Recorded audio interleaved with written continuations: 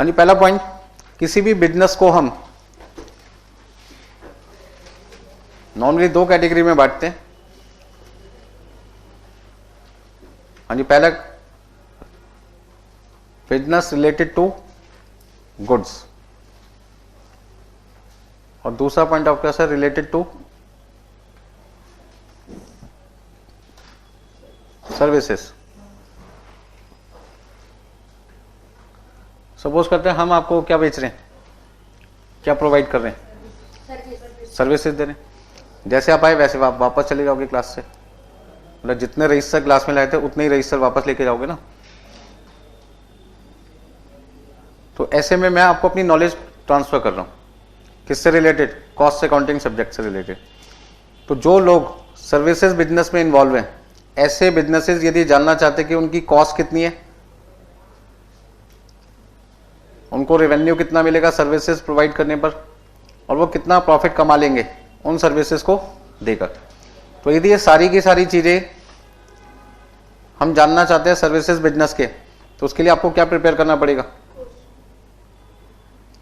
उसके लिए आपको बनाना पड़ेगा ऑपरेटिंग कॉस्ट स्टेटमेंट।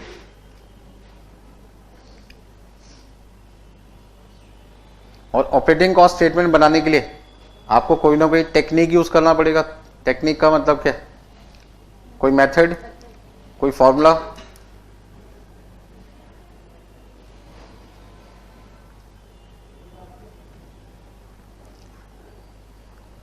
तो उस टेक्निक को हमने नाम क्या दे दिया,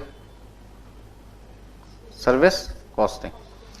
तो सर्विस कॉस्टिंग एक ऐसी टेक्निक है जिसका यूज करके एक ऑपरेटर जो आपको सर्विसेज प्रोवाइड कर रहे हैं वो जानने की कोशिश करते हैं कि जो सर्विसेज हम आपको देना चाहते हैं उन सर्विसेज को देने में हमारी कॉस्ट कितनी लगेगी, हमें आपसे कितना रेवेन्यू मिल जाएगा और बदले में हम आपसे कितना प्रॉफिट कमा पाएंगे या हमें कितना लॉस होगा। यदि प्रॉफिट होगा तो वो काम हम कंटिन्यू रखेंगे, और आपको लगता है आज लॉस हो चुका है और फ्यूचर में भी हमें क्या होगा, लॉस होगा, तो आपको क्या लगता है वो बिजनेस कंटिन्यू रखना चाहिए, बंद कर देना चाहिए, बंद कर देना चाहिए। आपने देखा होगा बहुत सारे ऐसे लोग थे जो आपको मोबाइल सर्विसेज प्रोवाइड कर रहे थे, तो जहां पे उनको लगा यार कि जियो के सामने टिकना हमारे लिए क्या मुश्किल है, तो बहुत सारी कंपनी क्या हो गई, बंद हो गई, या फिर अपनी कंपनी उन्होंने दूसरी कंपनी को क्या कर दी, सेल कर दी, या फिर क्या हो गए, मर्ज हो गए। तो जहां पे आपको लगता है बिजनेस को सर्वाइव करना पॉसिबल नहीं हो पा रहा, वहां पे आपको क्या लगता है बिजनेस को बंद करने में हमें फायदा है। क्योंकि यदि मान लीजिए बंद कर देते हैं तो आपको 2 लाख रुपए का नुकसान हो रहा है, और बिजनेस को चालू रखने पे 50 लाख का नुकसान हो रहा है, तो आपको क्या लगता है 50 लाख का लॉस बियर करें या 2 लाख का लॉस बियर करके नुकसान बंद कर दे बिजनेस को। 2 लाख का लॉस बियर करो और बिजनेस क्या कर दो, बंद कर दो। तो बिजनेस को कंटिन्यू रखना है या बिजनेस को शट डाउन करना है, ये सारा का सारा डिसीजन मेकिंग आप किसके बेस पे कर सकते हैं, कॉस्ट अकाउंटिंग के बेस पे कर सकते हैं। तो यदि कोई पर्सन आपको सर्विसेज प्रोवाइड कर रहे हैं तो उस पर्सन को हम क्या कहते हैं, ऑपरेटर। और वो ऑपरेटर अपनी कॉस्ट, रेवेन्यू, प्रॉफिट जानने के लिए कॉस्ट अकाउंटेंट को बुलाते हैं और उनसे पूछते हैं कि क्या आप हमें बता सकते हो कि जो सर्विसेज हम अपने कस्टमर को देना चाहते हैं उन सर्विसेज को देने पर हमें कितना खर्चा होगा, कितना हमें रेवेन्यू मिलेगा और कितना हम प्रॉफिट कमा पाएंगे। अच्छा, ये सारी की सारी चीजें मैं कौन से बेसिस पे निकाल रहा हूं, एस्टिमेटेड बेसिस पे। तो जब मैं अपनी कैलकुलेशन एस्टिमेटेड बेसिस पे करता हूं तभी मुझे किसकी रिक्वायरमेंट होती है, सीएमए की।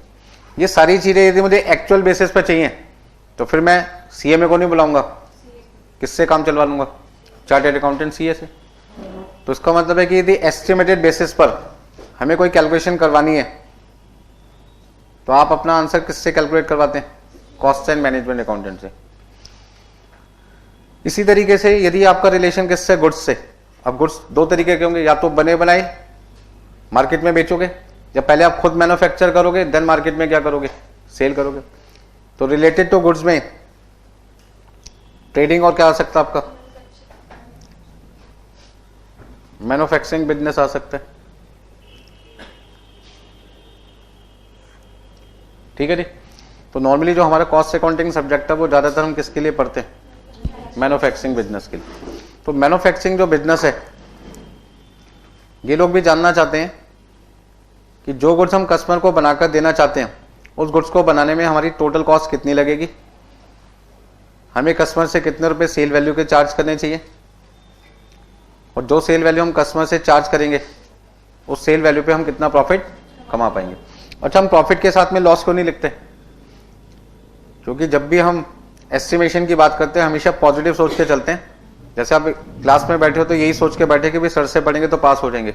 कोई ये सोच के क्लास में आज नहीं आया होगा, पढ़ो ना पढ़ो वो आपकी मर्जी होगी, पर ये सोच के आप कभी नहीं आओगे क्लास में कि सर से पढ़ेंगे और फेल हो जाएंगे। कोई भी बच्चा एग्जामिनेशन फीस भरते टाइम कभी ये नहीं सोचता कि यार एग्जामिनेशन फीस मैं इसलिए भर रहा हूँ क्योंकि मैं फेल हूंगा। क्या सोच के भरता है? पास हो जाऊंगा।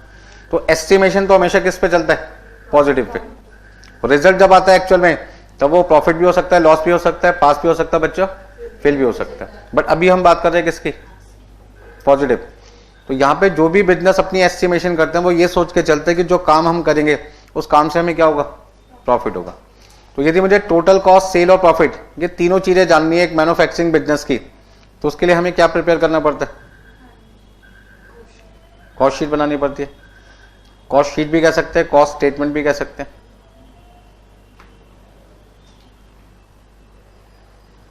ठीक है जी। इस स्टेटमेंट को बनाने के लिए भी तो आपको कोई ना कोई तरीका चाहिए, मतलब कोई मेथड, कोई फॉर्मूला। तो हम उसको कहते हैं यूनिट कॉस्टिंग,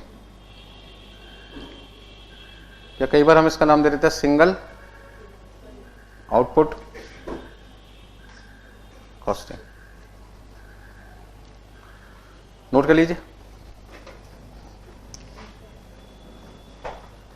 तो गुड्स से रिलेटेड यदि हमें कॉस्ट स्टेटमेंट बनानी है तो समझ लीजिए हम क्या बनाते हैं? कॉस्ट शीट बनाते हैं।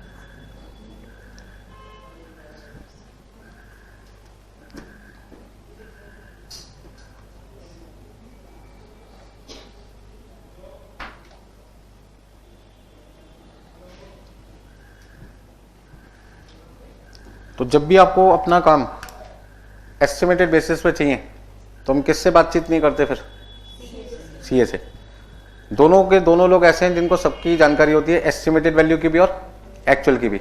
बट एक ही पर्सन से हम दोनों काम इसलिए भी नहीं करवाते क्योंकि जब किसी पर्सन ने एस्टिमेटेड वैल्यू हमें बता दी और हम उसी से एक्चुअल वैल्यू भी जानने की कोशिश करें तो वो सोचते हैं जब मैंने एस्टिमेशन निकाल लिया और जैसे मैंने एस्टिमेशन निकाला होगा वैसे ही काम चल भी रहा होगा, वो यही सोच के चलते होंगे। तो बिना एक्चुअल वैल्यू निकाले वो एक्चुअल वैल्यू किसके बराबर बता देते हैं? एस्टिमेटेड। जैसे मान लीजिए आपने पेपर किया, एग्जाम में गए, क्वेश्चन पेपर आपने देखा, पेपर सॉल्व कर दिया, एग्जामिनेशन का जो आंसर शीट है मान लीजिए आपको ही चेक करने के लिए दी जाए 2 मिनट के लिए, तो आंसर शीट देने से पहले मैंने आपसे पूछा कि आज के पेपर में कितने मार्क्स आ जाएंगे आपके, तो आपने कहा 80 नंबर तो आ जाएंगे।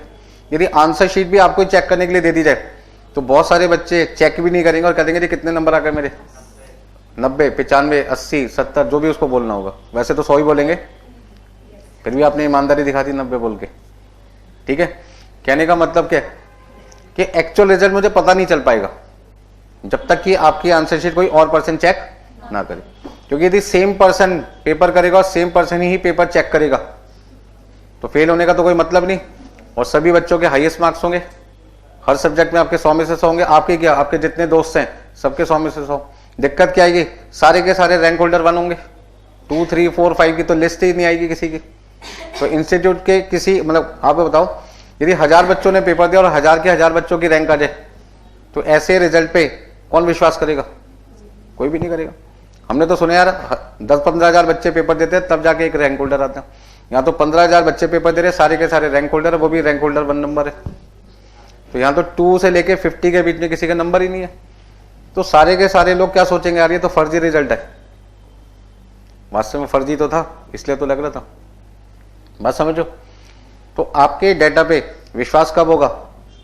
जब एस्टिमेशन का काम एक पर्सन को दिया जाए और एक्चुअल का काम दूसरे पर्सन को दिया जाए, ताकि एस्टिमेशन और एक्चुअल के बीच में जो भी डिफरेंसेज हैं उन डिफरेंसेस की रीजंस पता लगाएंगे कि ऐसा डिफरेंस क्यों आया। और उसी से रिलेटेड एक चैप्टर बना दिया गया स्टैंडर्ड कॉस्टिंग, जो मैंने आपको कहा ग्रुप 1, ग्रुप 2, फाइनल तीनों में आपको मिलता है। क्यों मिलता है? क्योंकि हमें वेरिएशन चेक करने, क्या करना है? वेरिएशन। तो वेरिएशन का लेवल धीरे धीरे क्या होता जाएगा? हाई होता चला जाएगा।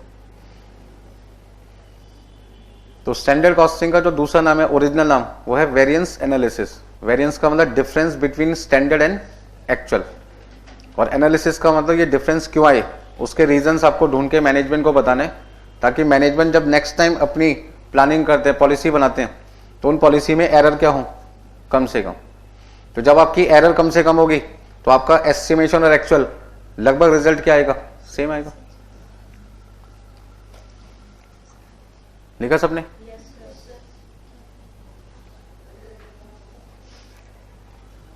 देखिए नेक्स्ट पॉइंट आपके पास है, क्योंकि हम जनरली जो कॉस्ट शीट बनाते हैं किसके लिए बनाते हैं, मैन्युफैक्चरिंग बिजनेस के लिए। तो मैन्युफैक्चरिंग बिजनेस में हमें करना क्या होता है, रॉ मटेरियल परचेज करके उसे कन्वर्ट करना होता है किसमें, कन्वर्ट इनटू फिनिश गुड्स, और वो फिनिश गुड्स हमें मार्केट में क्या करना है, सेल करना है। तो रॉ मटेरियल खरीदने के बाद उसे फिनिश गुड्स में कन्वर्ट करने के प्रोसेस को हम क्या कहते हैं, मैन्युफैक्चरिंग प्रोसेस, और ऐसे बिजनेस को नाम दे दिया मैन्युफैक्चरिंग बिजनेस। तो रॉ मटेरियल से फिनिश गुड्स पे जाते जाते हम सबसे पहले जानना चाहते हैं कि हम अपने कस्टमर से किन किन चीजों के पैसे चार्ज करना चाहते हैं, क्या हमारी सेल वैल्यू होनी चाहिए, और हमारा प्रॉफिट हमें कितना मिलेगा। तो टोटल कॉस्ट में हम अपनी कॉस्ट को कितने पार्ट में डिवाइड कर देंगे, 2 पार्ट में। पहली कॉस्ट जिसका नाम है डायरेक्ट कॉस्ट, और दूसरी कॉस्ट का नाम क्या आपका, इनडायरेक्ट। दोनों कॉस्ट में क्या डिफरेंस होते हैं वो आपको बताने। डायरेक्ट कॉस्ट होती है वो सीधे प्रोडक्शन के लिए यूज होती है, और इनडायरेक्ट कॉस्ट प्रोडक्शन के लिए नहीं, फैक्ट्री के अंदर रॉ मटेरियल को फिनिश गुड्स में कन्वर्ट कर रहे हैं, तो फैक्ट्री का जो खर्चा है उसका रिलेशन भी तो प्रोडक्शन से। हाँ जी, हाँ जी, बोलो बोलो। और जो इनडायरेक्ट कॉस्ट है वो प्रॉफिट निकालने में हेल्प करता है।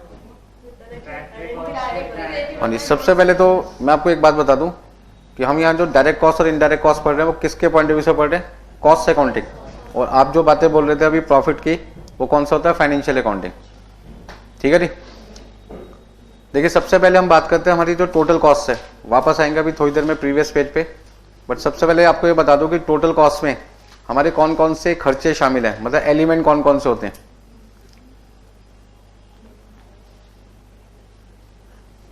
नॉर्मली हम 6 एक्सपेंस की बात करते हैं। पहला एक्सपेंस आपके पास हो गया मटेरियल, सेकंड आपके पास है वेजेस जिसको आप कहते हैं लेबर, तीसरा आपके पास है डिजाइन, फोर्थ आपके पास हो गया फैक्ट्री एक्सपेंसेस, फिर आपके पास है एडमिनिस्ट्रेटिव एक्सपेंसेस, और लास्ट आपके पास है सेलिंग एक्सपेंसेस। यदि हम बात करते हैं किसके हिसाब से, कॉस्ट अकाउंटेंट मतलब सीएमए इंस्टीट्यूट के हिसाब से बात करें, तो 1 2 3 4 इन चारों खर्चों को यदि जोड़ लिया जाए, ठीक है जी, तो इसे हम कहते हैं फैक्ट्री कॉस्ट। क्या कहते हैं, फैक्ट्री कॉस्ट। ठीक है, बाद हम यहां पे फैक्ट्री कॉस्ट के बारे में बात नहीं कर रहे, हम बात कर रहे हैं डायरेक्ट और किसके बारे में, इनडायरेक्ट। तो यदि हम 3 एक्सपेंसेस को जोड़ लेते हैं तो ये मेरी कौन सी कॉस्ट बन गई, डायरेक्ट कॉस्ट बन गई, और ये तीनों मेरे लिए कौन सी कॉस्ट हो गई, इनडायरेक्ट हो गई।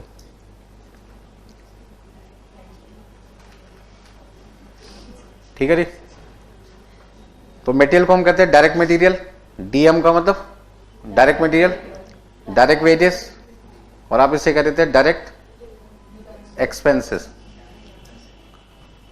अच्छा, डायरेक्ट एक्सपेंस का मतलब होता है कॉस्ट अकाउंटिंग की नेचर में कोई भी ऐसा खर्चा जिसको इनकर करने के बाद प्रोडक्ट की जो रिक्वायरमेंट है मार्केट में क्या होगी, बढ़ेगी, क्योंकि आपने प्रोडक्ट पे कुछ डिजाइन का ऐसा खर्चा किया जिसके बाद जब प्रोडक्ट बनके तैयार हुआ तो बहुत अट्रैक्टिव लगा और मार्केट में उसकी डिमांड क्या होगी, बढ़ गई। तो डायरेक्ट एक्सपेंसेस वो एक्सपेंसेस होते हैं जो किसी प्रोडक्ट की सुंदरता को बढ़ाने में, उसको अट्रैक्टिव बनाने में मदद करते हैं। तो ऐसे खर्चे को हम क्या कहते हैं, डायरेक्ट एक्सपेंस। लेकिन यदि हम बात करते हैं चार्टेड अकाउंटिंग के हिसाब से, तो चार्टेड अकाउंटेंट कहते हैं भाई मटेरियल कॉस्ट, वेजेस, डिजाइन का खर्चा और फैक्ट्री एक्सपेंसेस, यदि हम ये चारों के चारों खर्चे क्या कर दें, ऐड कर देंगे, तो ये हमारी डायरेक्ट कॉस्ट है। और ये दो खर्चे एडमिनिस्ट्रेटिव एक्सपेंसेस और सेलिंग एक्सपेंसेस, ये दोनों हमारी कौन सी कॉस्ट है, इनडायरेक्ट है। इसका मतलब झगड़ा है किसका, जो झगड़ा है वो दो अकाउंटेंट के बीच में किसका है,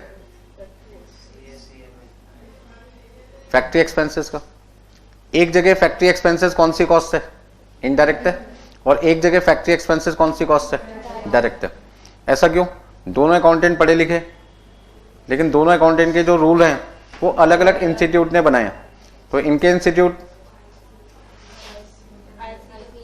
ठीक है जी, या आईसीआई कह दो,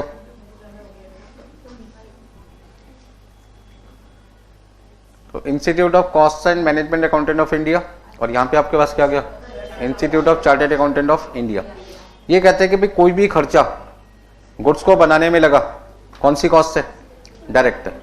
तो चार्टर्ड अकाउंटेंट को क्या समझाया गया कि फैक्ट्री में जो भी खर्चे इनकर किए जा रहे हैं, any expenditure incurred in factory is treated as direct, और बियॉन्ड फैक्ट्री इनडायरेक्ट। तो कोई भी खर्चा यदि फैक्ट्री तक इनकर किया जा रहा है, expenses incurred up to factory, कौन सी कॉस्ट मान के चलना आपको, डायरेक्ट। और फैक्ट्री के बाद का यदि कोई खर्चा तो कौन सा मान के चलो, इनडायरेक्ट। लेकिन सीएमए को अलग बात बताई गई इंस्टीट्यूट ने, उन्होंने कहा जी आप इस तरीके से क्लासिफिकेशन ना करें कि खर्चा फैक्ट्री में हुआ या फैक्ट्री के बाद हुआ। वो कहते हैं खर्चे को ऐसे पता लगाओ कि खर्चा करने के बाद यदि वो खर्चा 1 यूनिट बनाने में कितना लगा, आसानी से कैलकुलेट हो जाए तो आप उसे डायरेक्ट मानो, और आसानी से कैलकुलेट ना हो क्या मान के चलो, इनडायरेक्ट। ठीक है जी, जैसे एग्जांपल सपोज करते हैं हम आपको बुक प्रोवाइड करते हैं और उस बुक में 100 पेजेस है, कितने पेजेस हैं, 100, और एक पेज 1 रुपए का है, तो 100 पेजेस की कॉस्ट मेरे लिए कितनी होगी, 100 रुपए कॉस्ट होगी। इसका ना एक बुक बनाने में पेपर का खर्चा 100 रुपए का है, यदि दूसरी बुक भी मैं बनवाऊंगा तो कितने रुपए लगेंगे, 100 रुपए। तीसरी बुक में भी कितना लगेगा, 100। कितनी देर लगेगी पता लगाने में, सेकंड में ही काम हो गया। लेकिन हर पेज पे इंक यूज होती होगी, तो जो पेपर मैं आपको दूंगा वो ब्लैंक बुक दे दूं या उस पर कुछ लिखवा के भी दूं, कुछ लिखवा के भी दूंगा, तो इसका मतलब मुझे उस पर कोई ना कोई प्रिंटिंग करवा के देनी पड़ेगी। क्या आपको लगता है हर पेज पे सेम चीजें लिखी होगी, या हर पेज पे कुछ ना कुछ डिफरेंट लिखा होगा, डिफरेंट लिखा होगा। तो इसका ना हर पेज पे इंक का जो खर्चा होगा वो सेम होगा या डिफरेंट होगा, डिफरेंट होगा। बता सकते हो पेज नंबर 1 पे मेरे इंक कितने रुपए की लगी होगी, कैलकुलेट किया जा सकता है, लेकिन कैलकुलेट करने में क्या लगेगा, टाइम। सपोज करते हैं जिस प्रिंटर से मुझे प्रिंट आउट निकालना है, उस प्रिंटर में मैंने जब टैंक में इंक डाली तो उस टैंक में एक बार में 100 रुपए की इंक डलती है, और यदि मुझे पता लगाना है कि पहले पेज पर इंक का खर्चा कितना है, तो उस प्रिंटर से तब तक पहला पेज का प्रिंट आउट निकालते रहो जब तक कि वो इंक खत्म ना हो जाए। तो पता लगा 1000 पेज निकलने के बाद इंक क्या हो गई, खत्म हो गई। तो उसका ना 100 रुपए का जो टैंक का खर्चा था रिफिल करने का, वो कितने प्रिंट आउट के लिए था, 1000 के लिए। तो 100 रुपए मैंने खर्च किए, 100 रुपए मैंने खर्च किए किसके लिए, 1000 के लिए। तो कितने रुपए की इंक लग गई एक पेज पर, 10 पैसे की लग गई। तो ये कॉस्ट मेरी कौन सी कॉस्ट हो गई, इनडायरेक्ट हो गई कॉस्ट अकाउंटेंट के हिसाब से। कॉस्ट अकाउंटेंट कहते हैं इंक का जो खर्चा है वो कौन सी कॉस्ट है, इनडायरेक्ट है। लेकिन जो पेपर था बुक बनाने में वो कौन सी कॉस्ट थी, डायरेक्टली, क्योंकि पेपर की कॉस्ट हम इजीली फटाफट से कैलकुलेट कर सकते हैं। यदि एक पेज में 1 रुपए का खरीद के लाया और आपने बुक बनाने में 150 पेजेस लगा दिए तो 150 रुपए की पेपर कॉस्ट होगी। 200 पेजेस लगाए 200 रुपए की कॉस्ट होगी, 500 पेजेस लगाए 500 रुपए की कॉस्ट होगी, 50 पेज लगाए 50 रुपए की कॉस्ट होगी। आसानी से कॉस्ट कैलकुलेट हो गई, कौन सी कॉस्ट होगी, डायरेक्ट। लेकिन खर्चा करने के बाद आपको नहीं पता चल पा रहा कि वो खर्चा 1 यूनिट पे कितना लगा, समय लगता है कैलकुलेट करने में, ऐसी कॉस्ट को क्या कहते हैं, इनडायरेक्ट। प्रोजेक्टर आपके सामने आपके लिए यूज हो रहा है, आधे घंटे हो गए पढ़ाते हुए, बता सकते हो कितने रुपए की इलेक्ट्रिसिटी लग चुकी है। चलो ये तो दूर की बात है, डेप्रिसिएशन ही बता दो उसका कितना लगा। तो सारी चीजें आपको लगती है सोचना मतलब जब भी आपको लगता है यार माइंड पे प्रेशर पड़ रहा है, तो मतलब कौन सी कॉस्ट की बात चल रही है कॉस्ट अकाउंटेंट के लिए, इनडायरेक्ट कॉस्ट। और कोई भी चीज बिना टेंशन लिए फटाफट से आप बता दोगे कौन सी कॉस्ट होगी, डायरेक्ट हो जाएगी। कोई दिक्कत है इसमें किसी को? तो पहला पॉइंट ये है कि जो सीए और सीएमए दोनों के जो इंस्टीट्यूट है उनके रूल्स क्या होते हैं, अलग अलग। तो सीए के हिसाब से फैक्ट्री एक्सपेंसेस कौन सी कॉस्ट का पार्ट होता है, डायरेक्ट। और सीएमए के हिसाब से फैक्ट्री एक्सपेंसेस कौन सी कॉस्ट का पार्ट है, इनडायरेक्ट। तो हम बात यहां पे कर रहे हैं किसके हिसाब से, सीएमए इंस्टीट्यूट के हिसाब से। वो कहते हुए डायरेक्ट कॉस्ट को हम 3 कैटेगरी में बांटते हैं, डायरेक्ट मटेरियल, डायरेक्ट लेबर और डायरेक्ट एक्सपेंसेस। इसी तरीके से आपके इनडायरेक्ट कॉस्ट में इनडायरेक्ट मटेरियल, इनडायरेक्ट लेबर और तीसरा आपके पास क्या, इनडायरेक्ट एक्सपेंसिव। मान लीजिए हमें कोई प्रोडक्ट प्रोड्यूस करना है,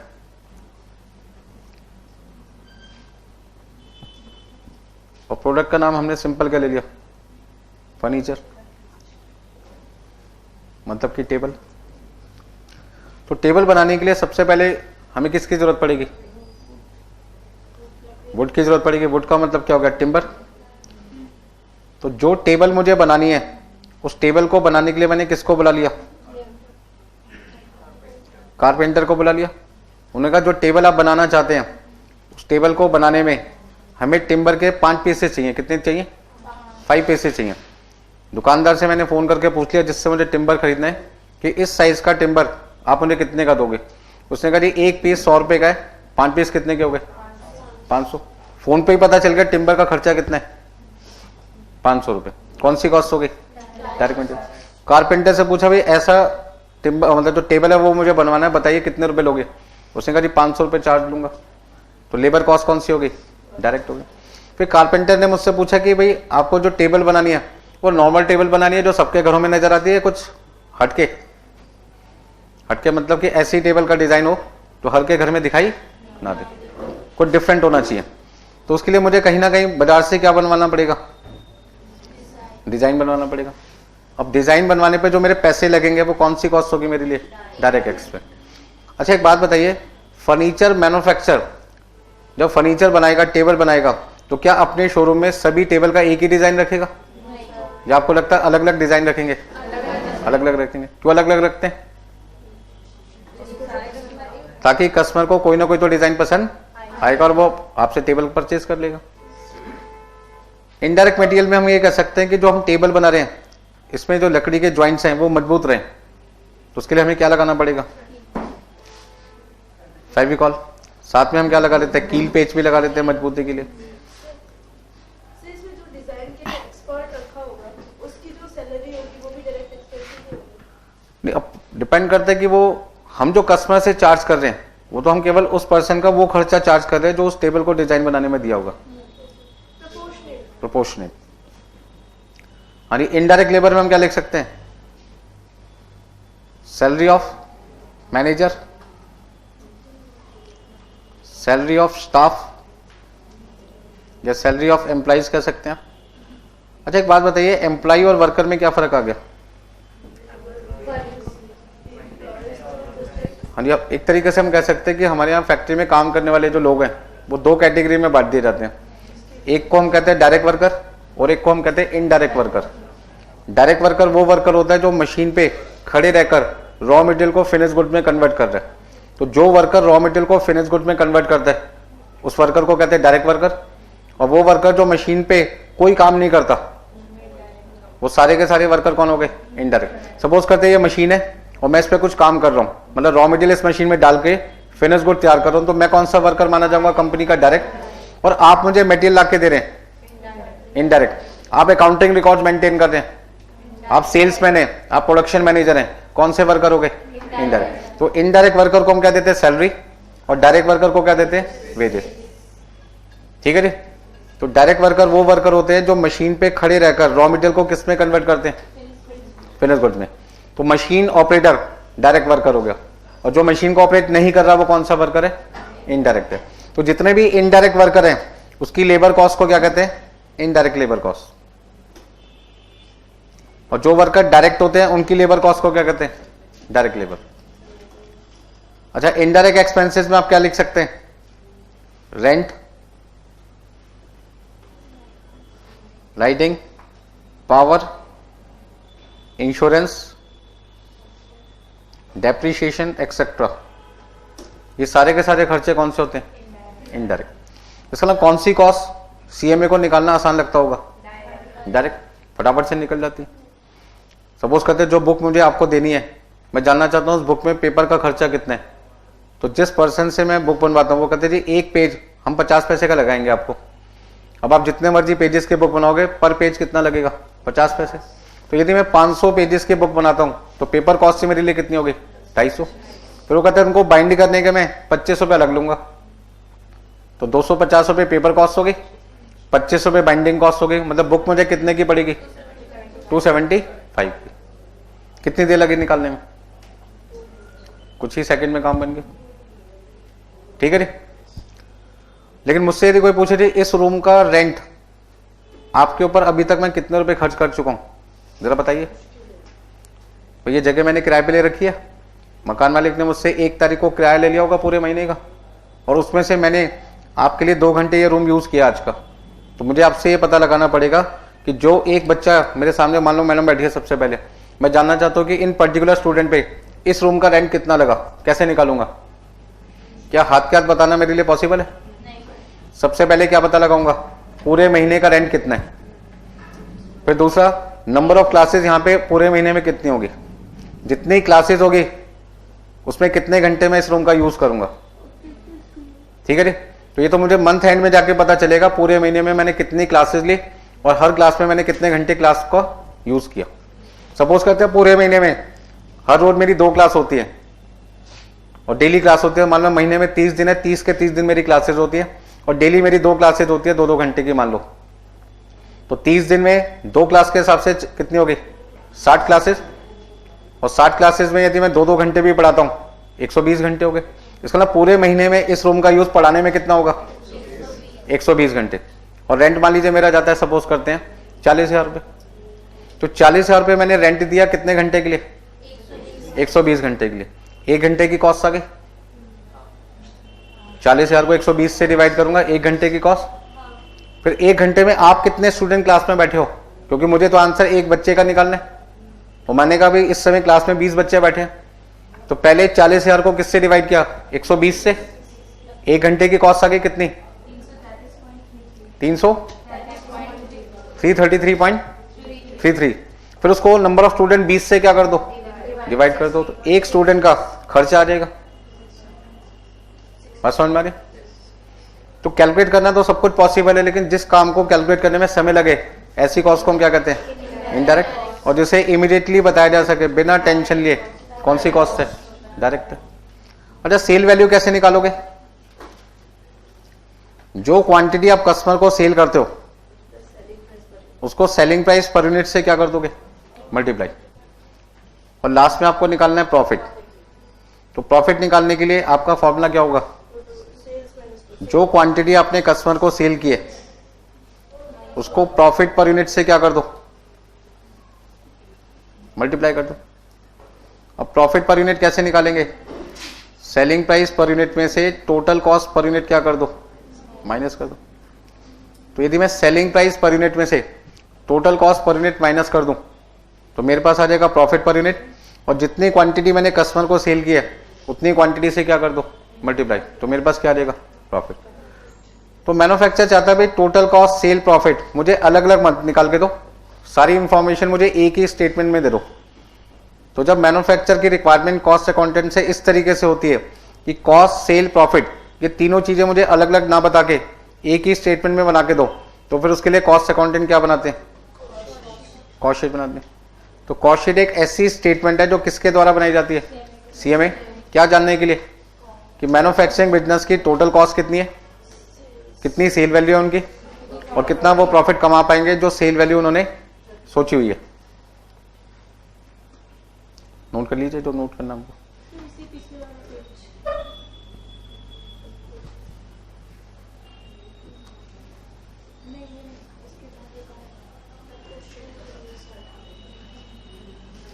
यहीं से तो स्टार्ट किया मैंने अभी।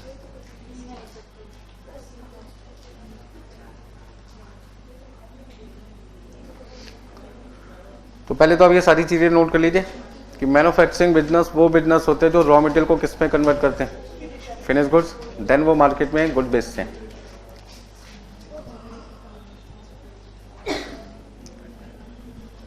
देखिए कोर्स काफ़ी बड़ा है, इसको हल्के में ना लें।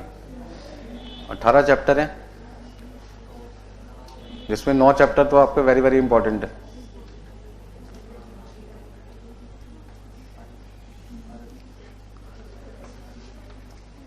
हाँ जी, फाउंडेशन और इंटर में जमीन आसमान का फर्क होता है।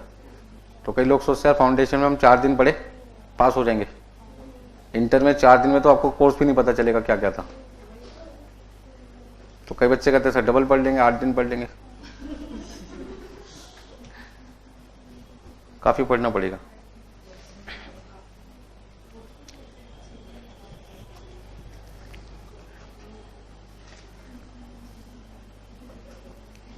तो कुछ चीज़ें ऐसी हैं कि भाई कॉस्ट अकाउंटिंग इंस्टीट्यूट के अलग रूल्स होते हैं और चार्टर्ड अकाउंटेंट इंस्टीट्यूट के रूल्स अलग होते हैं। तो हमें एक दूसरे से ना तो किसी को लड़ना होता है, आप ये नहीं कह सकते कि आपने आंसर सही निकाला, आपने आंसर गलत निकाला। तो कभी चार्टर्ड कॉस्ट को नहीं कहते भाई आपने आंसर गलत निकाला, ना कभी कॉस्ट अकाउंटेंट किसको कहते, चार्टर्ड। भाई दोनों अकाउंटेंट किसके हिसाब से काम कर रहे हैं, अपने अपने इंस्टीट्यूट के रूल्स के हिसाब से काम कर रहे हैं। तो जैसे रूल्स जिसको बताए जाएंगे उसी के हिसाब से काम किया जाएगा। तो एक अकाउंटेंट को कहा गया भाई फैक्ट्री कौन सी कॉस्ट है, फैक्ट्री एक्सपेंसेस इनडायरेक्ट, और दूसरे को क्या बोला, डायरेक्ट। दोनों का सोचने का तरीका क्या था, एक को बताएगा कि up to factory expenses direct मानो और बियॉन्ड फैक्ट्री इनडायरेक्ट मानो। ऐसे पर्सन को नाम दिया चार्टर्ड अकाउंटेंट। दूसरा पर्सन कॉस्ट अकाउंटेंट, उनको क्या समझाया गया कि कोई भी खर्चा करने के बाद या करते टाइम वो खर्चा आसानी से 1 यूनिट बनाते टाइम कितना लगा कैलकुलेट कर लोगे, कौन सी कॉस्ट है, डायरेक्ट है। और खर्चा करने के बाद या खर्चा करते टाइम आपको नहीं पता चल पा रहा कि वो खर्चा 1 यूनिट के लिए कितना है, तो कौन सी कॉस्ट है, इनडायरेक्ट है।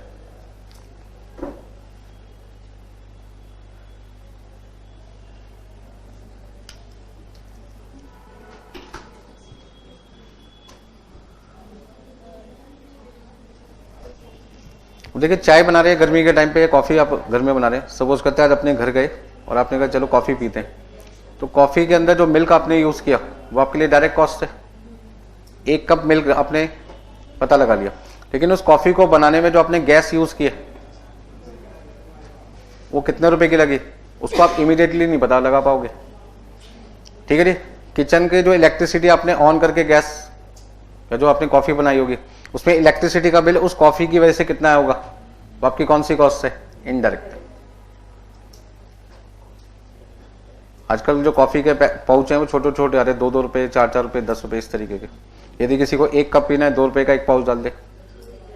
ठीक है जी, तो इसको ना कॉफी को तैयार करने में कॉफी की कॉस्ट कितनी होगी, 2 रुपए 1 कप के लिए।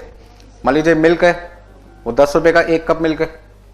आजकल छोटे छोटे पैकेट भी आते हैं कि 1 कप यदि किसी को कॉफी बनानी है तो उतना ही मिल्क मार्केट से खरीद के लाए। तो यदि 10 रुपए का मिल्क खरीद लिया, 2 रुपए उसकी कॉफी के हो गए, तो 12 रुपए डायरेक्ट मटेरियल हो गए। ऐसी शुगर डालनी है तो शुगर के भी पैकेट आते हैं छोटे छोटे बने बनाए। लेकिन गैस छोटी छोटी थोड़ी मिल जाएगी आपको कि मुझे 1 कप कॉफी बनानी है, उतनी गैस सिलेंडर में डाल देते हैं। सिलेंडर तो आपको लगभग पूरा देना पड़ेगा। तो गैस की कॉस्ट आपकी इनडायरेक्ट हो गई। इलेक्ट्रिसिटी का बिल जो किचन का आएगा वो आपका इनडायरेक्ट है। किचन का जो रेंट होगा वो भी तो आपके लिए क्या इनडायरेक्ट है ना।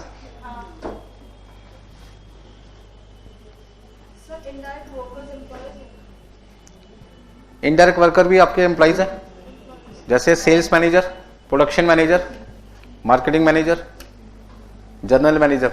अच्छा 3 मैनेजर के नाम बता रहा हूं मैं आपको। तीनों मैनेजर कौन कौन से डिपार्टमेंट के लिए काम करते हैं। जनरल मैनेजर कौन से डिपार्टमेंट के लिए होता है, ऑफिस एंड एडमिनिस्ट्रेटिव डिपार्टमेंट के लिए। तो उनकी जो सैलरी है वो कौन से डिपार्टमेंट में रिकॉर्ड होती है, ऑफिस एंड एडमिनिस्ट्रेटिव में। ऐसे होता है प्रोडक्शन मैनेजर, फैक्ट्री डिपार्टमेंट का जो मैनेजर है वो प्रोडक्शन मैनेजर हो गया।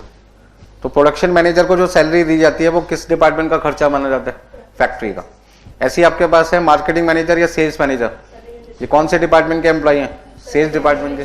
तो इनकी सैलरी का खर्चा कौन से डिपार्टमेंट का माना जाएगा, सेलिंग डिपार्टमेंट का। लिख लिया यहां तक सबने। हाँ जी, इसमें से कुछ लिखने, ये तो सिंपल सी बात थी। सिर्फ फैक्ट्री एक्सपेंस का डिफरेंस है किसके बीच में, डायरेक्ट और इनडायरेक्ट कॉस्ट को निकालने में।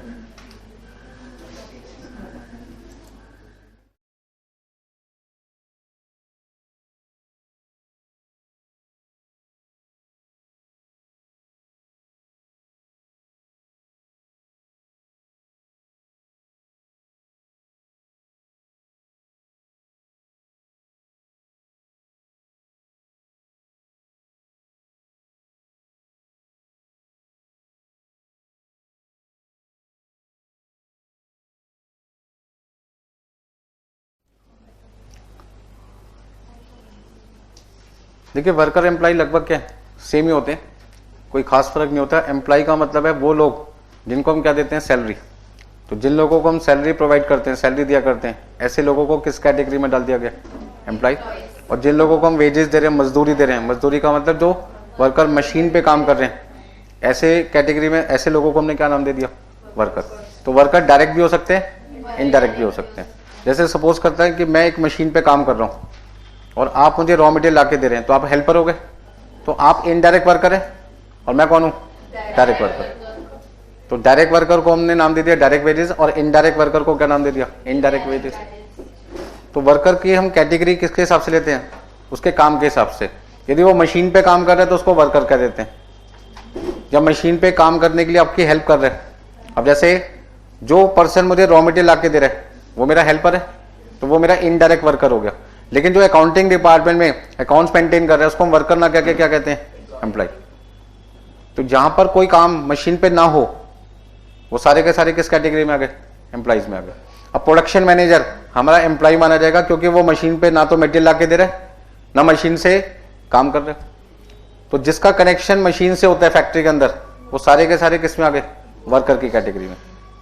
तो वर्कर की कैटेगरी में दो लोग आ गए, एक जो मशीन पे काम कर रहे हैं और एक जो मशीन के लिए आपको सामान ला के दे रहा है। और एम्प्लॉय कौन हो गए, जिनका दूर दूर तक कनेक्शन नहीं है किससे, मशीन से। कौन सी मशीन से, जिसका काम होता है रॉ मटेरियल को फिनिश गुड में कन्वर्ट करना। देखिए नेक्स्ट पॉइंट आपके पास में है इनडायरेक्ट कॉस्ट, जिसको आप क्या कहते हैं, ओवरहेड कॉस्ट। कॉस्टिंग के अंदर सबसे ज्यादा दिमाग खराब करने वाली कौन सी कॉस्ट होती है, ओवरहेड। इनडायरेक्ट कॉस्ट, हाँ जी, इनडायरेक्ट कॉस्ट में हमने लिखा इनडायरेक्ट मटेरियल, इनडायरेक्ट लेबर और इनडायरेक्ट एक्सपेंसेस। हाँ जी, इनडायरेक्ट मटेरियल में हम क्या क्या एग्जांपल ले सकते हैं, इंक, ठीक है जी, फर्नीचर बनाते टाइम फेविकोल, नेल्स ले सकते हैं, शर्ट बनाते टाइम जो धागा यूज कर रहे हैं हम, या ट्राउजर बनाते टाइम धागा यूज कर रहे हैं, थ्रेड,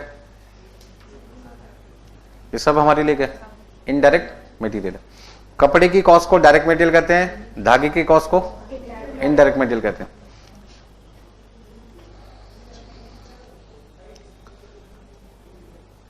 अच्छा, जैसे मान लीजिए सपोज करते हैं ऑफिस के अंदर एडमिनिस्ट्रेटिव डिपार्टमेंट में मीटिंग होती रहती है आए दिन, तो वो बोर्ड यूज करते हैं, बोर्ड पे मार्कर का यूज करते हैं, स्ट्रेटेजी डिस्कस करते हैं भाई कौन से एरिया में कहाँ पे कब कितना गुड सेल करना है। हमारी जैसे सपोज करते हैं कोई कंपनी जो अम्ब्रेला वो बनाने का काम करते हैं, तो उनको अम्ब्रेला कौन सी जगह सेल करना है, वो एरिया डिसाइड करेंगे जहाँ पे बारिश कम पड़ती है, बारिश ज़्यादा पड़ती होगी, बारिश ज़्यादा पड़ती है, तो उनको पता लगाना पड़ेगा कौन से सीजन में किस एरिया में बारिश ज़्यादा होती है, जहाँ पे हमारी सेल क्या होगी, बढ़ेगी। तो दिल्ली के अंदर बारिश कब ज़्यादा पड़ती है, उस टाइम पर हमें सेल वहाँ पे ज़्यादा करनी पड़ेगी। और आपको पता है यार मार्च में तो बारिश होती नहीं है बिल्कुल, या सपोज करते हैं फरवरी में होगी नहीं बिल्कुल, एक्सपेक्टेशन होता है, मतलब वो क्या करते हैं सर्च करके चलते हैं भाई किस एरिया में कब हमारे चांसेस हैं कि सेल मतलब बारिश ज़्यादा होगी, ताकि हम उस एरिया को ज़्यादा से ज़्यादा कवर कर सकें। ऐसा ना हो कि भाई बारिश बहुत पड़ रही है लेकिन उस टाइम पर हम अम्ब्रेला नहीं प्रोवाइड कर पाए, और जब तक अम्ब्रेला प्रोवाइड कर पाएंगे तब तक बारिश ही नहीं हो पा रही, ठीक है ना। तो ऐसे केस में आपकी जो सेल बढ़ सकती थी, आपने गेस्ट मतलब जो एस्टिमेशन है वो सही नहीं किया, तो उस केस में हम क्या करते हैं, मार्कर यूज करते हैं किस पे, बोर्ड पे। अब आप कहोगे मार्कर से अम्ब्रेला का क्या कनेक्शन है, जो टॉप मैनेजमेंट है, जो एडमिनिस्ट्रेटिव डिपार्टमेंट है, वो आए दिन मीटिंग करके रखते हैं। किस बात की मीटिंग कर रहे हैं कि हम अपनी सेल को कैसे इंक्रीज करें। तो उन्होंने किसको बुला लिया, मार्केटिंग वाले को बुला लिया, ठीक है जी, और उनसे पूछा भाई कौन से एरिया में आप बता सकते हो कहाँ कहाँ पे हमारी सेल बढ़ेगी। तो उन्होंने कहा जी हम कैसे बता सकते हैं। हमने कहा तुम्हें तरीका बताते हैं, हमारे प्रोडक्ट का नाम क्या है, अम्ब्रेला, जो बारिश में लोगों को भीगने से बचाता है। तो आप पता लगाओ कि इंडिया के अंदर किस किस एरिया में सबसे ज़्यादा बारिश होती है और कौन से मौसम में होती है, और उस मौसम से 1 महीने पहले जितने भी वहाँ पे दुकानदार हैं सबको अपने प्रोडक्ट बेचना स्टार्ट कर दो, उससे हमारी सेल क्या होगी, बढ़ेगी। तो उसके लिए उनको स्ट्रेटेजी डिस्कस करनी है, उसके लिए उन्होंने क्या किया, बोर्ड मार्कर। तो जो मार्कर की कॉस्ट है, स्टेशनरी कॉस्ट है, वो आपके लिए कौन सा मटेरियल है,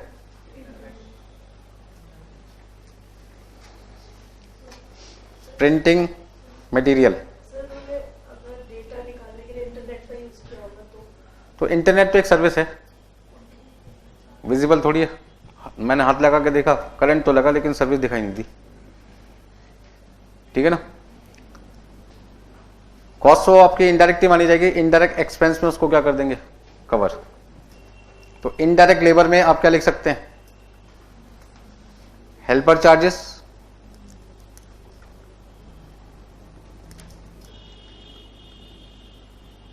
लिखते जाएं आप भी। मैनेजर सैलरी, कौन सा मैनेजर, कोई भी मैनेजर, सबको कवर कर लिया हमने।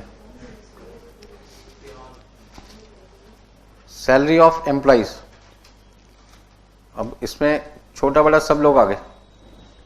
एम्प्लॉय छोटा भी हो सकता है, एम्प्लॉय बड़ा भी हो सकता है। बड़ा छोटे का मतलब सैलरी के हिसाब से।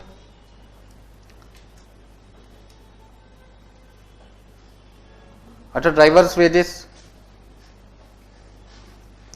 आपके पास में आ गया। सुपर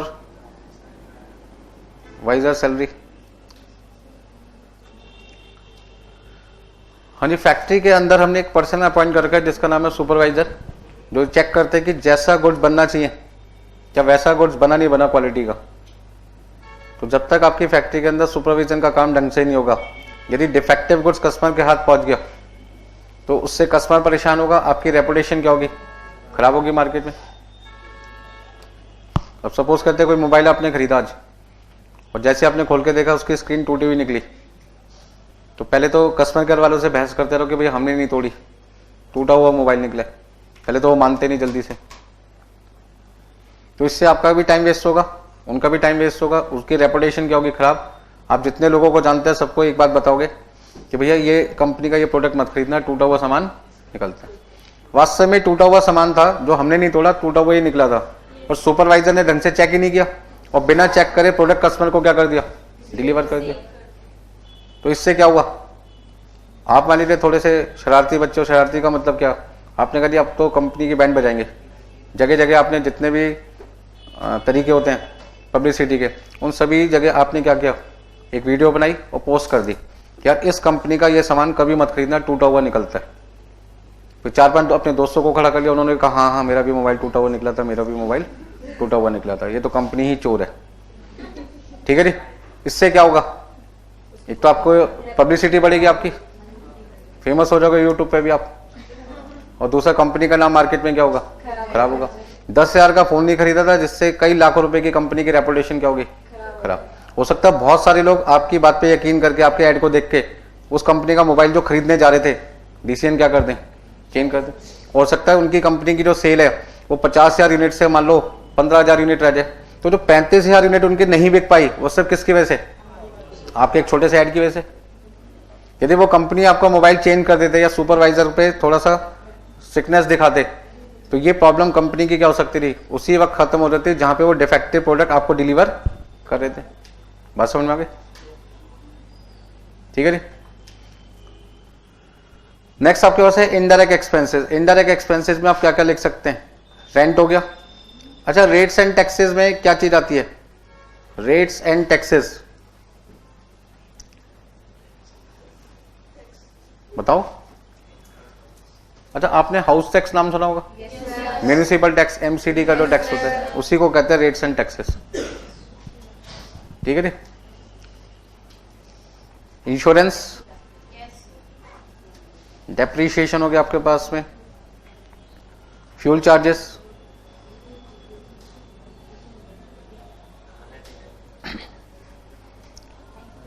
हाँ जी, हम यहाँ पे ले सकते हैं light, power cost etcetera.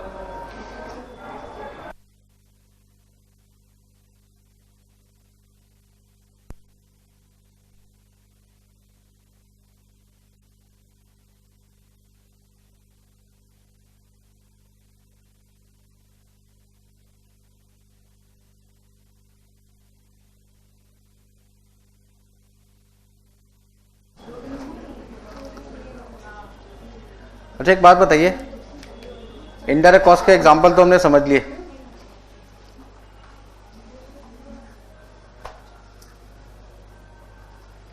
Note कर लिया यहां तक सबने? तो जो पॉइंट मैं अब आपको समझा रहा हूं उसको ध्यान से समझना। हम इनडायरेक्ट कॉस्ट को कभी भी इस तरीके से रिकॉर्ड नहीं करते अपनी बुक्स में, इनडायरेक्ट मटेरियल, इनडायरेक्ट लेबर और किसके नाम से, इनडायरेक्ट एक्सपेंस, क्योंकि इनको यदि इनके नाम से रिकॉर्ड किया जाएगा तो हम ये नहीं पता लगा सकते कि किस डिपार्टमेंट ने कौन सा खर्चा कितना किया। तो कॉस्ट अकाउंटिंग के ऊपर दो सबसे बड़ी जिम्मेदारी होती है, एक अपनी सही तरीके से कॉस्ट को एस्टिमेट करके बताना और दूसरा कॉस्ट को बढ़ने से रोकना। तो कॉस्ट को बढ़ने से हम तभी रोक सकते हैं जब हमें पता चले कि किस पर्सन ने कितनी कॉस्ट इनकर की है, तभी तो हम पता लगाएंगे यार इसने पैसे ज्यादा खर्च किए, इसने पैसे कम खर्च किए। यदि एक मैन्युफैक्चरर अपनी इनडायरेक्ट कॉस्ट को बढ़ने से रोकना चाहते हैं, मतलब इनडायरेक्ट कॉस्ट को क्या करना चाहते हैं, कंट्रोल करना चाहते हैं, तो उसके लिए वो कहते हैं हम अपनी इनडायरेक्ट कॉस्ट को बुक्स में ऐसे रिकॉर्ड नहीं करेंगे जैसे आपने हमें बताया। हम क्या कैसे करेंगे, हम अपनी इनडायरेक्ट कॉस्ट को डिपार्टमेंट वाइज रिकॉर्ड करेंगे। तो पहले डिपार्टमेंट का नाम क्या रख दिया, फैक्ट्री डिपार्टमेंट, दूसरा department office and administrative department और तीसरा आपके पास हो गया सेल्स डिपार्टमेंट। सभी डिपार्टमेंट के एक एक मैनेजर अपॉइंट कर दिया ताकि वो उस डिपार्टमेंट की रिस्पॉन्सिबिलिटी लें। तो फैक्ट्री डिपार्टमेंट का जो मैनेजर है उनको नाम क्या दे दिया, प्रोडक्शन मैनेजर। एडमिनिस्ट्रेटिव के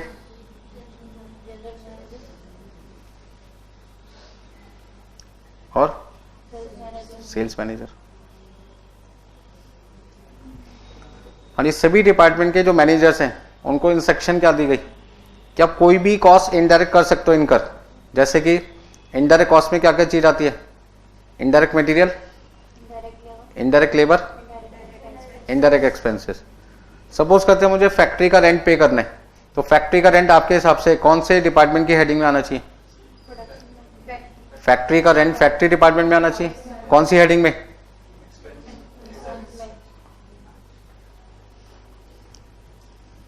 ठीक है जी।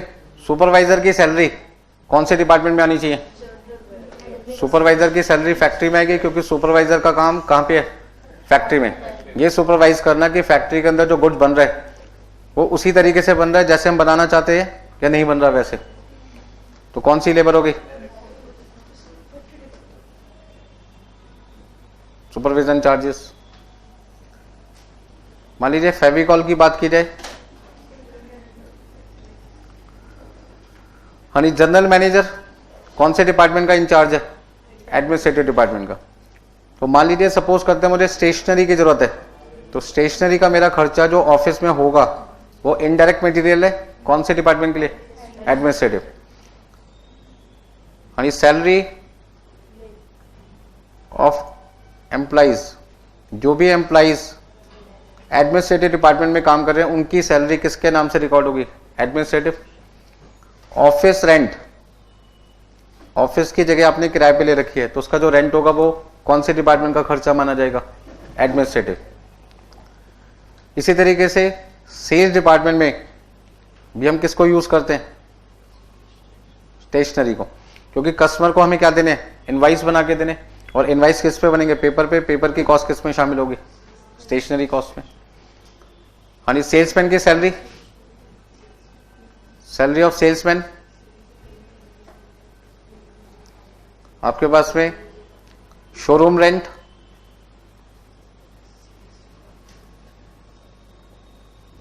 अच्छा डेप्रिसिएशन यदि फैक्ट्री की फिक्स्ड एसेट पे लगता है तो कहां पे आएगा? Factory department. तो depreciation on factory fixed asset, और यदि डेप्रीशिएशन ऑफिस की फिक्स्ड एसेट पे चार्ज किए जा रहे,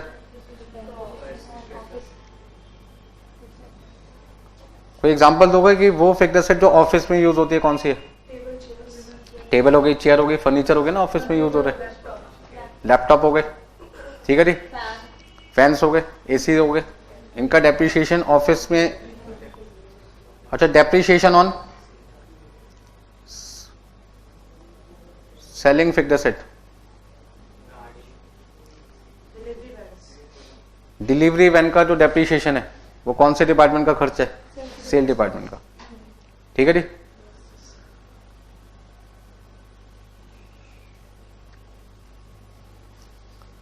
ये सारे जो खर्चे हैं नेचर में इनडायरेक्ट है, लेकिन कंपनी क्या कहती है, हर डिपार्टमेंट को हमने इंस्ट्रक्शन दी है कि जो भी वो इनडायरेक्ट कॉस्ट इनकर करेंगे अपने नाम से रिकॉर्ड करेंगे, ताकि हमें पता चल सके किस डिपार्टमेंट ने कितनी इनडायरेक्ट कॉस्ट इनकर की है, ताकि वो इनडायरेक्ट कॉस्ट जो उन्होंने इनकर की है हम बाद में एनालाइज करें कि किस डिपार्टमेंट की कॉस्ट ज़्यादा है और किस डिपार्टमेंट की कॉस्ट कम है। एक छोटा सा एग्जांपल लेके चलते हैं यहाँ पे। मान लीजिए फैक्ट्री के अंदर 10,000, 10 कम है, चलो 1 लाख हमने पेन बनाए हैं,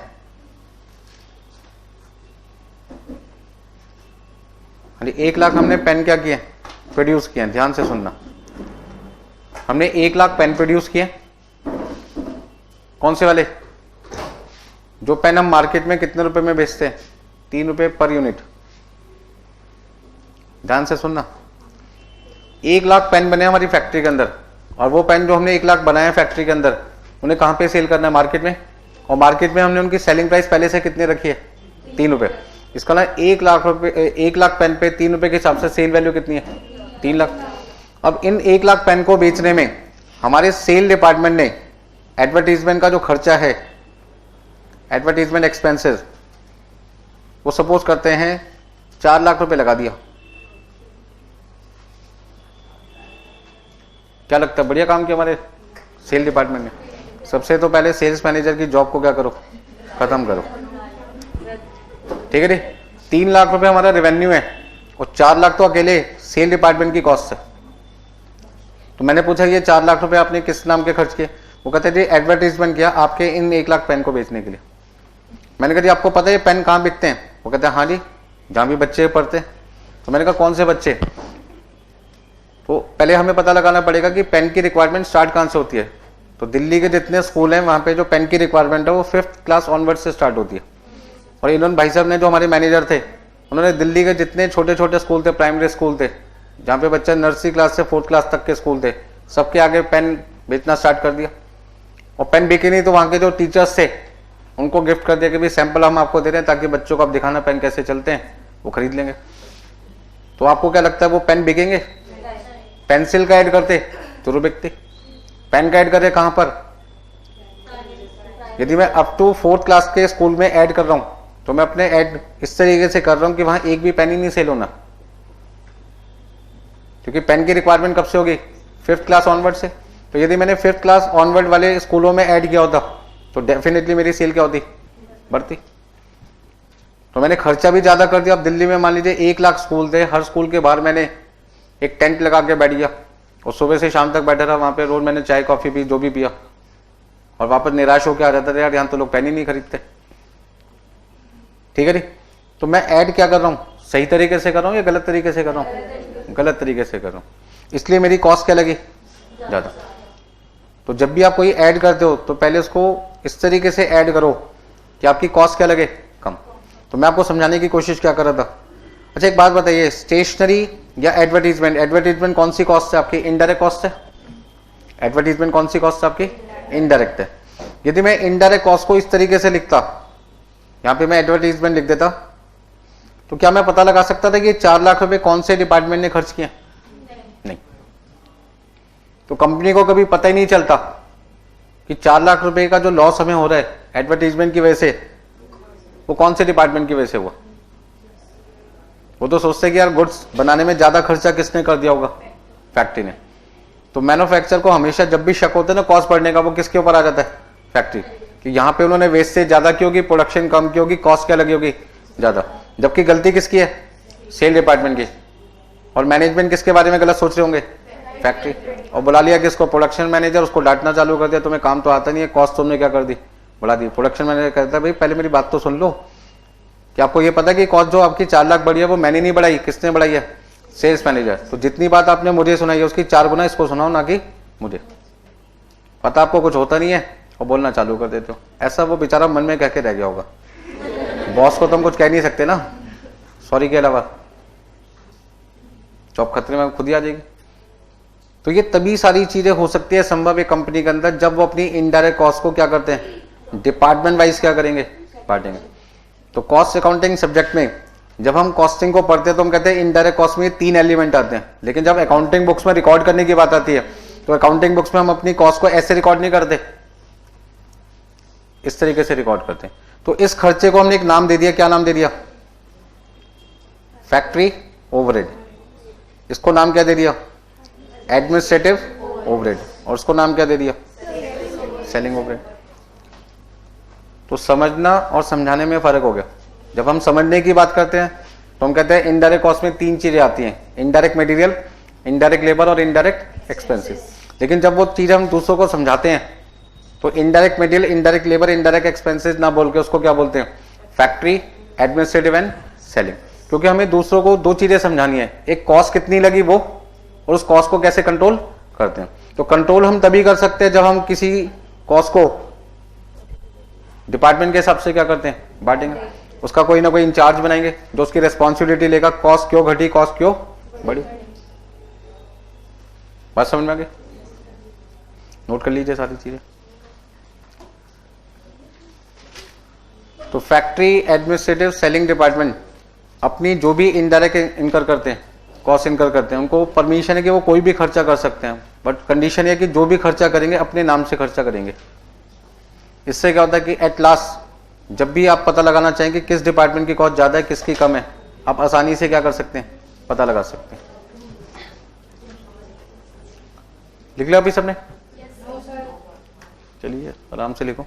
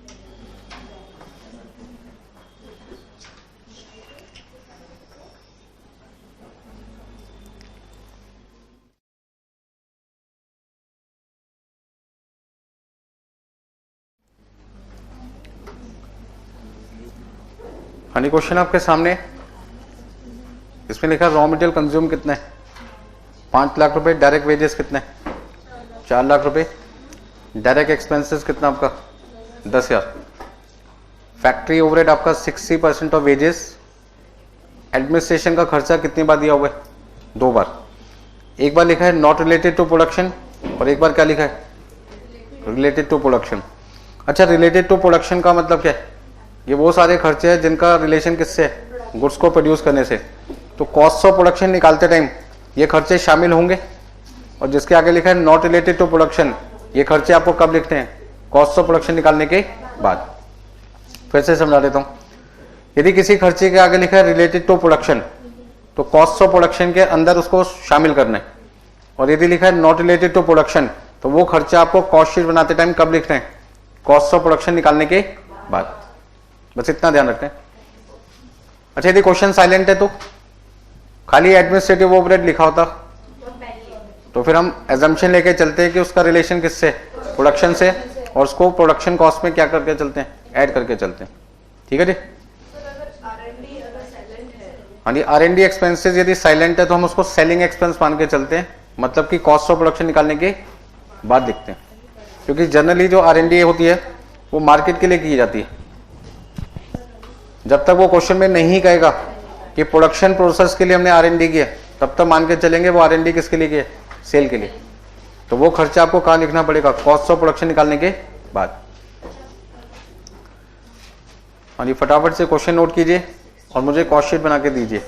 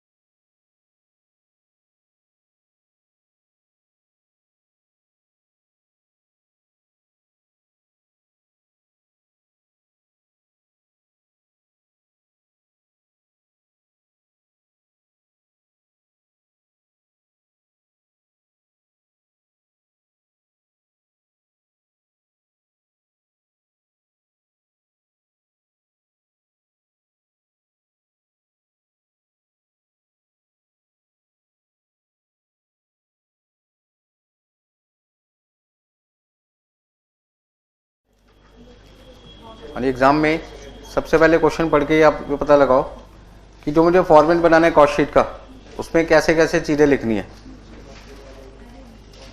तो देखिए सॉल्यूशन करने से पहले जितनी भी चीज़ें क्वेश्चन में दे रखी थी, मैंने उसका फॉर्मेट बना लिया। सबसे पहले क्या लिखा, raw material consume plus wages plus direct expenses, इन तीनों का सम आपके लिए क्या है, prime cost plus factory overhead, तो आपके पास आ जाएगा फैक्ट्री कॉस्ट। फिर एडमिनिस्ट्रेशन का खर्चा मेरे पास दो बार दे रखा था क्वेश्चन में, एक बार लिखा है नॉट रिलेटेड टू प्रोडक्शन और एक बार लिखा है रिलेटेड टू प्रोडक्शन। जो रिलेटेड टू प्रोडक्शन है वो कॉस्ट ऑफ प्रोडक्शन निकालने से पहले पहले लिखना है, और जो नॉट रिलेटेड टू प्रोडक्शन है वो कॉस्ट ऑफ प्रोडक्शन निकालने के बाद लिखना है। यानी पैकिंग चार्जेस दो बार दे रखी है आपको, प्राइमरी और सेकेंडरी। प्राइमरी कहाँ लिखना है, कॉस्ट ऑफ प्रोडक्शन से पहले, और सेकेंडरी कहाँ लिखना है, कॉस्ट ऑफ प्रोडक्शन निकालने के बाद। क्वालिटी कंट्रोल कॉस्ट प्रोडक्शन से पहले, तो देखिए अमाउंट कितना कितना लिखना है, रॉ मटेरियल कंज्यूम 5 लाख है, वेजेस कितनी थी, और डायरेक्ट एक्सपेंस 9 लाख 10,000। यानी फैक्ट्री का खर्चा इन्होंने लिखा है 60% ऑफ वेजेस, तो वेजेस कितनी है 4 लाख, और इसका 60%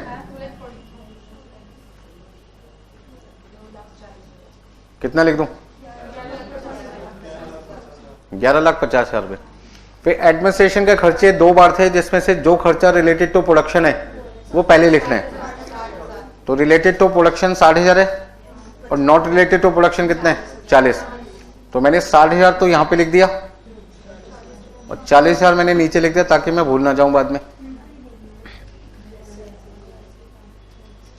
यानी पैकिंग चार्जेस में प्राइमरी 50 है और सेकेंडरी कितने 10, तो 50,000 रुपये प्राइमरी के नाम से लिखा और 10,000 रुपये सेकेंडरी। Quality control cost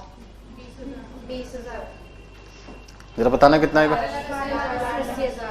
12,80,000। अच्छा एक बात बताइए, ओपनिंग कितना है 70 और क्लोजिंग मतलब कि 12,70,000।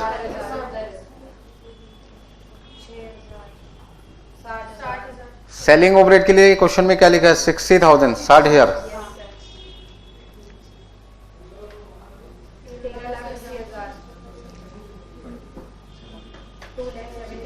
यानी 13,80,000 रुपये हमारे पास क्या है टोटल कॉस्ट, और प्रॉफिट क्वेश्चन में कितने परसेंट है, तो 13,80,000 का 20% 76।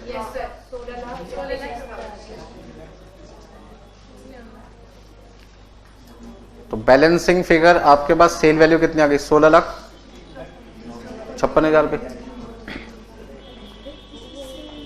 कहां पे गलती हो गई थी,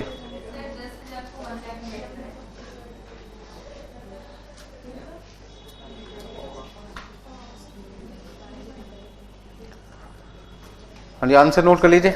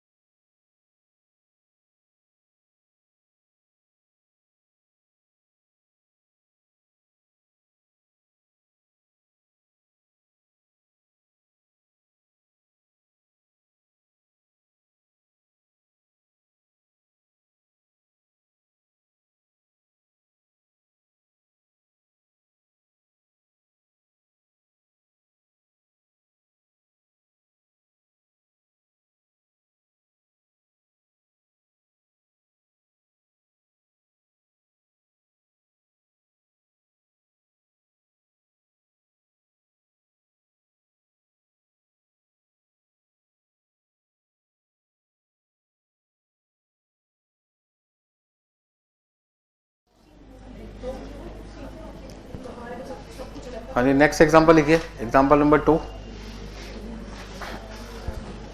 ठीक है जी। शुरू में लगता है कि सब कुछ वैसे ही लिखा है जैसे एग्जांपल 1 में था, लेकिन थोड़ी देर में आपको एक समस्या आएगी। ठीक है जी। वो प्रॉब्लम क्या है कि आपको क्वांटिटी प्रोड्यूस दे रखी है और क्वांटिटी सोल्ड दे रखी है, और क्वांटिटी प्रोड्यूस ज़्यादा है, क्वांटिटी सोल्ड कम है। इसका ना 10,000 यूनिट बनाकर यदि मैं 9,000 यूनिट बेचता हूँ तो 1,000 यूनिट कहाँ गई? वो क्लोजिंग स्टॉक बन गया, और क्लोजिंग स्टॉक की वैल्यू आपको इस क्वेश्चन में दे नहीं रखी, तो आपको खुद निकालनी पड़ेगी। तो पहले आप क्वेश्चन नोट कीजिए तसल्ली से, टेंशन मत लो।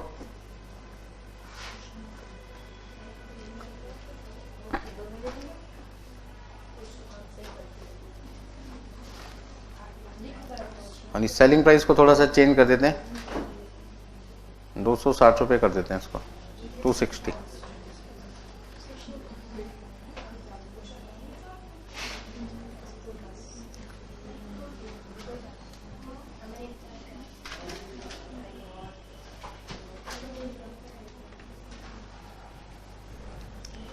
तो देखिए क्वेश्चन में सबसे पहले लिखा raw material consume 5 lakh, wages आपके पास से 3 लाख, फैक्ट्री एक्सपेंसिव 3 लाख का 60% 180, फिर ऑफिस एक्सपेंसेस 1 लाख रुपए जिसमें ब्रैकेट में लिखा है 60% रिलेटेड टू प्रोडक्शन, मतलब 1 लाख का 60%, 60,000 रुपये प्रोडक्शन से रिलेटेड है, तो बाकी का 40% क्या है? Not related to production. Quality control cost है 15,000, पैकिंग चार्जेस प्राइमरी 40, सेकेंडरी कितने? 10,000। R&D एक्सपेंसेस 1.5 लाख है जिसमें 40% रिलेटेड टू प्रोडक्शन है, तो 1,50,000 का 40%, 60,000 रुपये प्रोडक्शन से रिलेटेड है, और बाकी का बचा 60%, तो कौन सा केस हो जाएगा? Not related to production. इस एग्जाम्पल को बनाने की वजह क्या थी? इस एग्जाम्पल को बनाने की वजह यह थी कि मैं आपको समझाना चाहता था कि कुछ खर्चे कॉस्ट ऑफ प्रोडक्शन से पहले आते हैं और कुछ खर्चे कॉस्ट ऑफ प्रोडक्शन के बाद। और यदि कोई बच्चा कहता है कोई फर्क नहीं पड़ता सर, कहीं पे भी लिख दो, तो ये उसकी सोच गलत है। इससे आपका आंसर क्या हो जाएगा? चेंज हो जाएगा। जो बात थोड़ी देर पहले मैं आपको बता रहा था कि जो खर्चे प्रोडक्शन से रिलेटेड नहीं है उन्हें कॉस्ट ऑफ प्रोडक्शन निकालने के बाद लिखना चाहिए। क्यों? क्योंकि क्लोजिंग स्टॉक की वैल्यू निकालते टाइम हमें किसकी जरूरत पड़ती है? कॉस्ट ऑफ प्रोडक्शन की।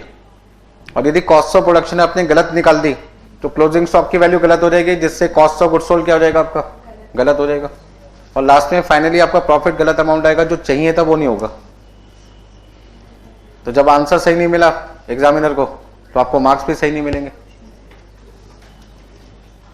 तो पहले क्वेश्चन नोट कीजिए और फॉर्मेट बना लीजिए। फॉर्मेट बनाने के बाद जो जो चीज जहां लिखनी होती है वहां लिखो, अपने आप ही आपका आंसर सही आएगा।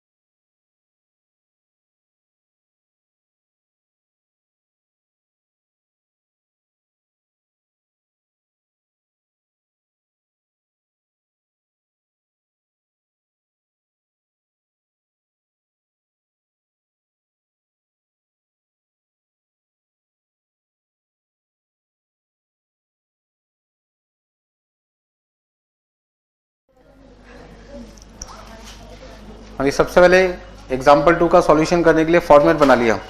आप बस बोलते जाओ वैल्यू क्या क्या लिखनी है मुझे। यानी रॉ मटेरियल कंज्यूम कितना लिखूं? 5 लाख। और वेजेस?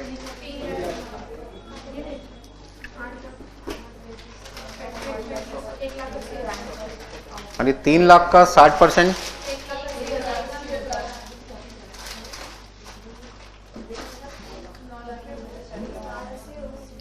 अच्छा, ऑफिस एक्सपेंसेस प्लीज ध्यान दीजिए। ऑफिस एक्सपेंसेस के लिए क्या लिखा था? 1 लाख रुपए लिखा है, ब्रैकेट में क्या लिखा है? 60% प्रोडक्शन से संबंधित है, रिलेटेड है, मतलब 60,000। तो बाकी का 40,000 नीचे लिखना है। यानी R&D एक्सपेंसेस के लिए क्या लिखा है? 1,50,000। और 1,50,000 में 40% रिलेटेड टू प्रोडक्शन है, तो 1,50,000 का 40% 60,000। आप चाहो तो ब्रैकेट में लिख सकते हो, यहां 1 लाख का 60% था और यहां 1.5 लाख का।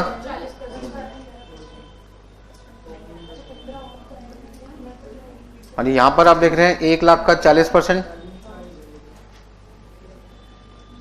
और यहां पे आप लिखेंगे 1.5 लाख का।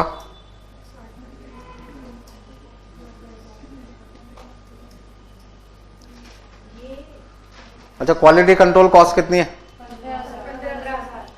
और प्राइमरी पैकिंग और सेकेंडरी?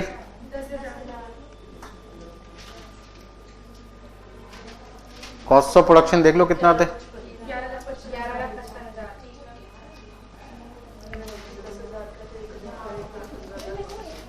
कोई दिक्कत यहां तक किसी को? अब देखिए क्वेश्चन में खास बात क्या थी एग्जाम्पल 2 में, कि आपने बनाई तो 10,000 यूनिट है, बट कस्टमर को बेची कितनी है? और 9,000 यूनिट कस्टमर को जो बेची है वो कितने रुपए के हिसाब से बेची है? 260। तो यदि मुझे सेल वैल्यू निकालनी है तो 9,000 यूनिट को 260 से क्या कर दो, तो बताओ कितना आएगा? 23,40,000। अच्छा, बनाया कितना? 10, बेचा कितना है? 9, बचा कितना? 1। तो जो 1,000 यूनिट बची हैं उसकी कोई ना कोई तो वैल्यू होनी चाहिए। ये जो कॉस्ट आपको दिखाई दे रही है वो कितनी यूनिट की है? 10,000। तो मुझे सबसे पहले ये पता लगाना पड़ेगा कि 1 यूनिट की कॉस्ट कितनी है। तो मुझे क्या करना पड़ेगा? 11,55,000 को डिवाइड करना पड़ेगा किससे? तो 1 यूनिट की कॉस्ट कितनी आ जाएगी? 115 रुपए 50 पैसे आ जाएगी ना। मल्टीप्लाई कर दो किससे? 1000 से।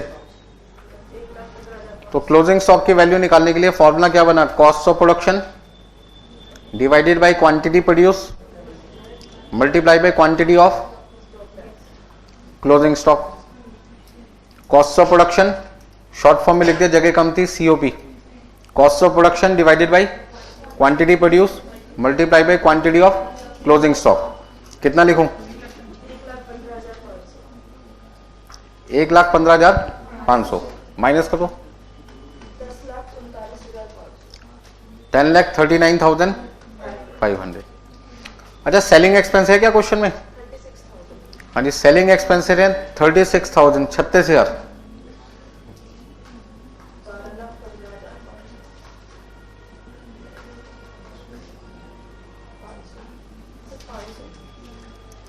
बारह 15,500।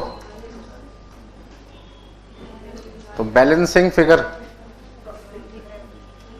कितना लिख दूं? 11,24,000।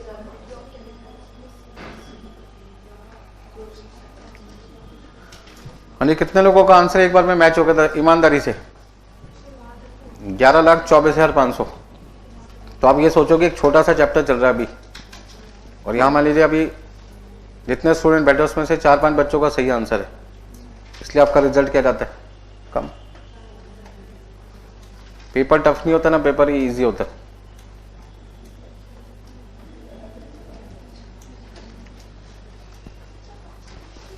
सबसे पहले आपको कॉस्टिंग के अंदर अच्छे नंबर लाने तो फॉर्मेट पता होना चाहिए।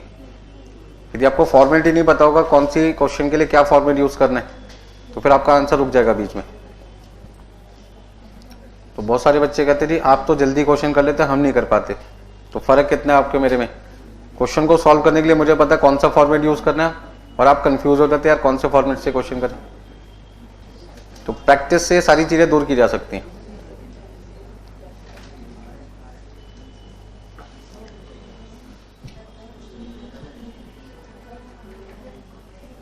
ठीक है जी, इतना।